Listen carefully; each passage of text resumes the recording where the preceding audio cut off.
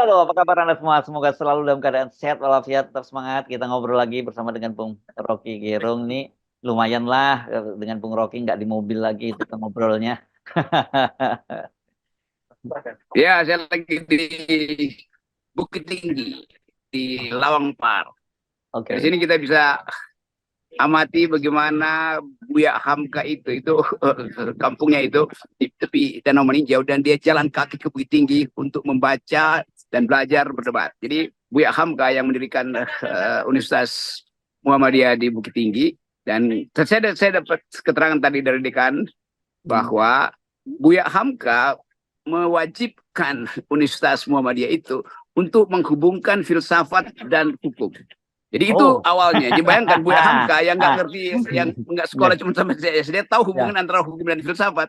iya, Beda dengan iya. si Raja Cincin. Mulai cari gara-gara ini. Saya ingat saya dulu sempat Danau Maninjau ini sempat mengalami mengalami soal karena banyak sekali keramba-keramba di situ ya, Bung Rocky. Tapi sekarang nggak tahu gimana, sudah mulai stabil lagi atau bagaimana di Maninjau udah lama Mulai tidak? stabil karena ada para pengawas lingkungan tuh. Dan Nah, kita minta sebetulnya supaya Universitas Muhammadiyah juga memperbanyak hukum lingkungan tuh. Di bawah hmm. kendali dekannya yang radikal, namanya Wendra. Oke, mantap, Dokter Wendra. Dokter Wendra ya. Oke, mantap ini Danau Maninjau ya. Oke. Oke, kita sekarang pindah ke topik ke Jakarta ya. Ini mulai Yes. mulai rame. Hari ini memang berlangsung sidang di Mahkamah Konstitusi, tapi publik nggak terlalu peduli katanya. Kita omongin juga soal ini, soal koalisi ini kan. Ini saya jadi heran juga karena kok banyak ribut-ribut soal kemungkinan PKS bergabung dengan koalisi Prabowo Subianto karena mungkin mereka melihat kemarin ya pernyataan-pernyataan dari Sekjen PKS yang juga katanya menyediakan karpet merah dan sebagainya. Tapi yang kemudian menarik kan Pak Prabowo tidak hadir di PKS. Tapi kenapa orang kemudian masih mengkaitkan itu kemungkinan PKS bergabung? Saya anggap bahwa ada faksi-faksi tentu yang pragmatis di PKS dan itu biasa aja di dalam Hmm. partai sama seperti di PDIP ada yang pragmatis, di Demokrat ada yang pragmatis. Tapi kalau kita lihat dari segi ideologi PKS, ini seharusnya ya, Ya, ya, PKS ya. itu tidak ada di dalam komposisi kabinet Prabowo tuh.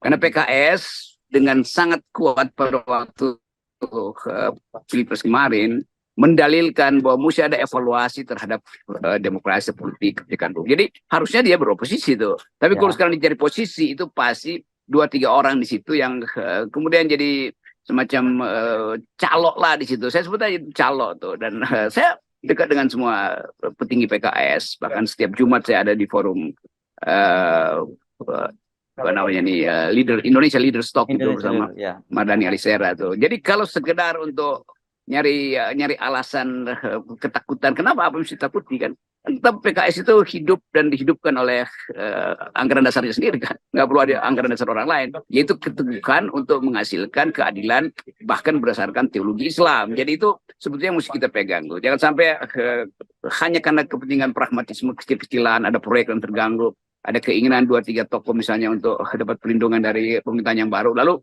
mulai bersiasat dan mendagangkan ideologi partai. Ya, ya.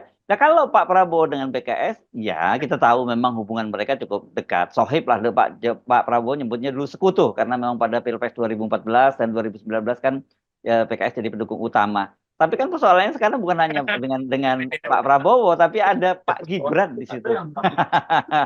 Ya itu sebetulnya kuncinya di situ tuh. Tetapi keinginan PKS untuk masuk dalam kabinet kalau itu disponsori oleh kepentingan cari aman itu artinya berbahaya buat partai itu. Partai itu menang di Jakarta, tapi begitu dia gabung dengan Prabowo artinya bergabung dengan Jokowi kan itu kan. Nah, itu Betul? artinya suara kader PKS itu tidak didengar oleh elit PKS. Hmm. Kan bukan sekedar konyol tapi di mana public ethics itu atau etika berpolitik itu ditegakkan. Kalau pada akhirnya juga tunduk pada bujukan-bujukan pragmatis. Ini partai ideologis tuh. Hanya ada dua partai ideologis di Indonesia. Satu adalah PKS dengan dasar teologi Islam dan PDIP dengan dasar sekularisme. Dua-duanya ideologis kan. Jadi seharusnya yang ideologis itu jangan ditukar tambah dengan yang pragmatis. Ya, ya. Nah, ini menarik ini, Bung Rocky ya, karena Anda tadi kalau Anda menyebutkan bahwa ada jarak nih antara yang kita sebut antara para pemilih kader-kader PKS dengan para elitnya begitu ya. Yang satu tentu saja kalkulasinya lebih pragmatis, atau bahkan mungkin disebut taktis lah begitu ya. Tetapi jangan lupa bahwa ini menghadapi pilkada ya, Bung Rocky ya, yang saya kira pemilih akan membuat perhitungan tersendiri kalau salah membuat kalkulasinya gitu. Ya, saya bayangkan misalnya PKS tentu mengincar DKI 1 misalnya Yes. tuh. Lalu karena kebutuhan koalisi dia gandeng atau dia minta digandeng oleh Gerindra tuh. Di akar rumput orang akan bingung apakah PKS minta Gerindra atau Gerindra yang butuh PKS kan Ya. itu dasarnya kan. Kalau Gerindra butuh PKS maka PKS itu nomor 2 mestinya jadi wakil gubernur. Tapi kalau PKS mau menguji ideologinya habis-habisan buat mengetahui apakah partai ini identitasnya itu tetap kuat, maka PKS cuma ya maju sendiri aja kan, jangan dengan lawan yang tadinya secara ideologis berbeda di Pilpres. Jadi pragmatisme itu membuat kita muak melihat kelakuan elit politik. Tapi kita masih menduga bahwa hanya mungkin 1-2 orang yang punya kepentingan untuk memanfaatkan kedudukan Pak Prabowo yang pernah punya relasi juga relasi pragmatis juga sebenarnya dengan PKS tuh. Dan sebetulnya dari awal hanya karena perbedaan visi tentang perubahan menyebabkan PKS tidak mau bersekutu dengan Prabowo kan.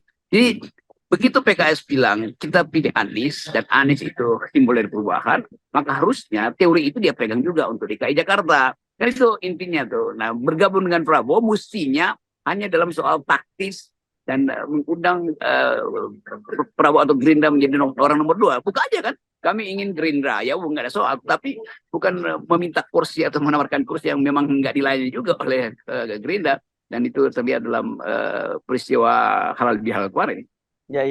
Nah ini memang saya kira ya manuver-manuver beberapa orang ini selain satu yang buat concern kita tentu itu berbahaya bukan hanya buat PKS tapi juga buat demokrasi kita secara menyeluruh ya.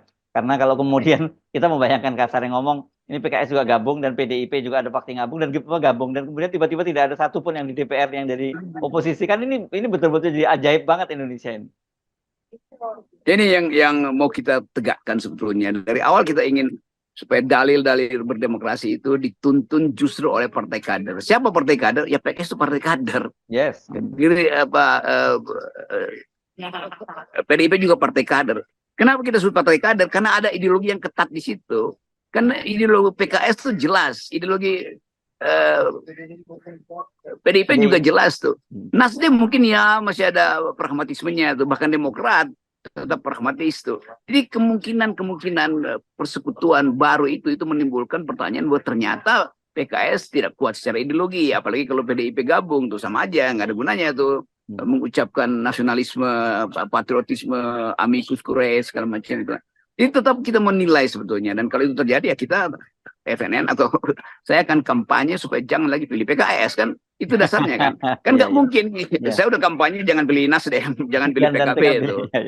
Yes, kan mesti konsisten dong. Kalau nggak FNN akan dianggap kalau gitu FNN juga permisif dalam soal relasi yang sifatnya pragmatis. Enggak, kita tetap mau tegakkan itu. Tapi kita tahu orang akan emang kalian siapa punya partai juga enggak. Justru karena enggak punya partai, maka kita kembalikan perpolitikan itu pada dalil-dalil demokrasi, dalil dari etika publik. Kalau ada partai mungkin juga kita akan transaksi kan.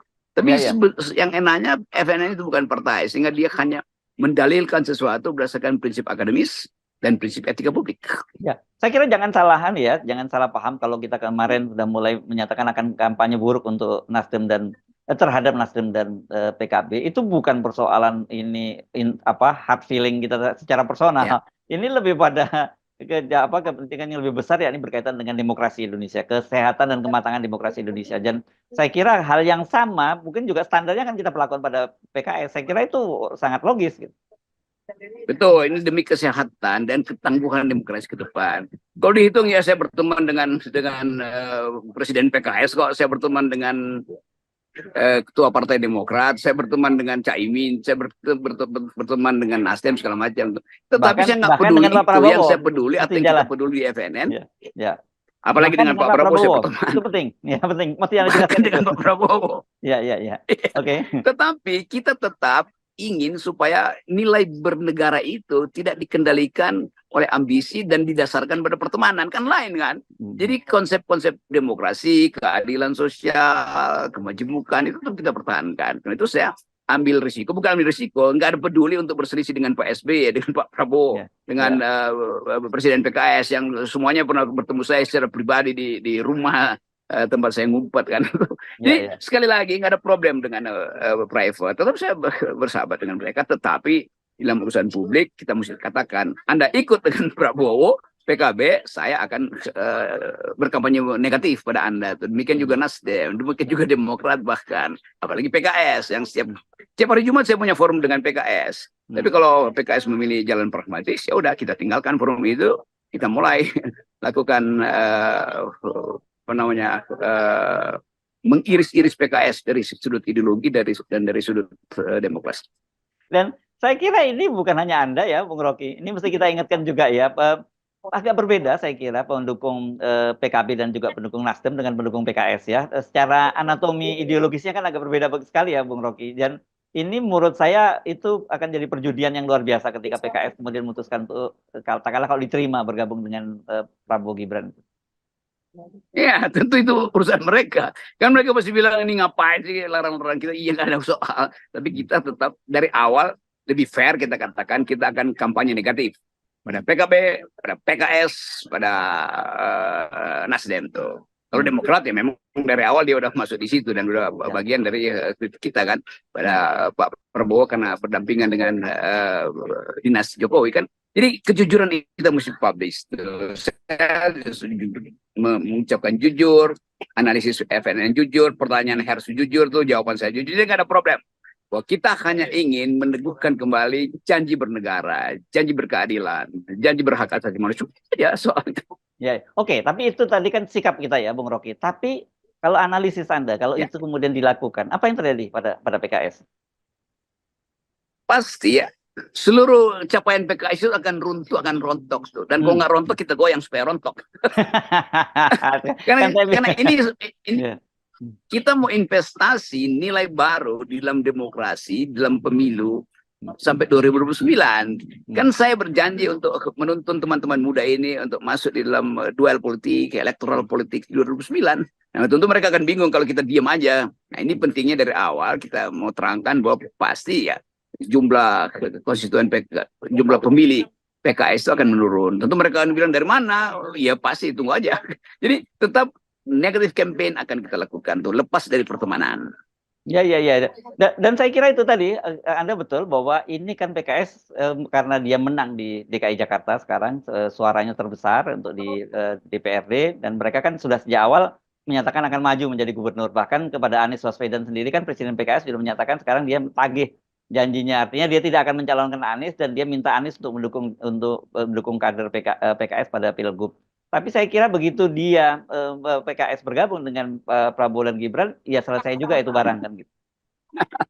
Pastilah itu kita bisa baca sebetulnya bukan dari elit partai, walaupun itu disebut partai kader, tetapi sangat cair tuh dukungan pada PKS bila PKS kemudian mencairkan diri dengan Gibran. Itu sesuatu yang secara adab politik itu tidak bisa dibenarkan, apalagi secara ideologis kan.